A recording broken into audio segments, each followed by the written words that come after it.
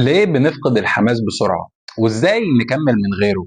أنت أكيد بدأت قبل كده، بدأت حاجة جديدة، بدأت تفتح مشروع، بدأت تتمرن، بدأت تحفظ قرآن، وفي الآخر ما بتكملش، وبعد أسبوع ولا اتنين كل الحماس ده بيروح، وبعد كده طبعا تأنيب الضمير، بتحس إنك فاشل ومش عارف تكمل أي حاجة. بس خليني أقول لك أنت مش لوحدك، أنا كنت كده و90% من الناس كده. بس السؤال هنا ليه؟ ليه بنفقد الحماس بسرعة؟ وازاي نكمل حتى لو الحماس اختفى؟ كل ده هتعرفه في الفيديو ده، بس طبعا ما تنساش اللايك والاشتراك عشان يوصلك كل جديد. الجزء الاول، احنا ليه بنفقد الحماس؟ الحماس زي البنزين اللي في اول الطريق، مش المفروض يمشيك للاخر، هو اشارة البداية مش الموتور. في البداية كل حاجة شكلها مثالية في خيالك، هتخس بسرعة، هغير حياتي، هبقى شخص تاني.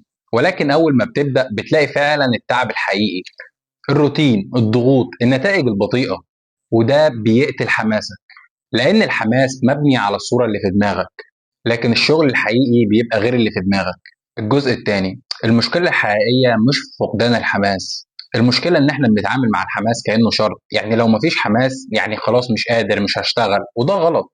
أنت مش محتاج تكون متحمس عشان تشتغل، أنت محتاج تكون واضح مع نفسك. لما تكون بتشتغل على حاجة معينة وما تحسش بالحماس فيها، لازم تسأل نفسك سؤال: هو أنا بعمل ده ليه؟ هو أنا بتمرن علشان أنا متحمس، ولا بتمرن علشان أنا عايز أبقى جسمي حلو واوصل للهدف ده؟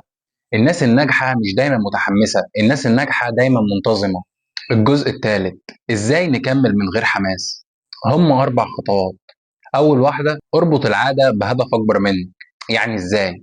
يعني انت مش بتتمرن علشان جسم، انت بتتمرن عشان احترامك لنفسك. رقم 2، اشتغل حتى لو مزاجك وحش، يوم واحد وانت تعبان مكسب كبير لنفسك.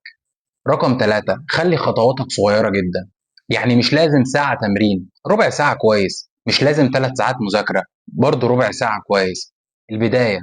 رقم 4، دون تقدمك، يعني لما تكتب انت عملت ايه هتشوف فرق حتى ولو صغير، وده هيرجع لك احساس بالمعنى.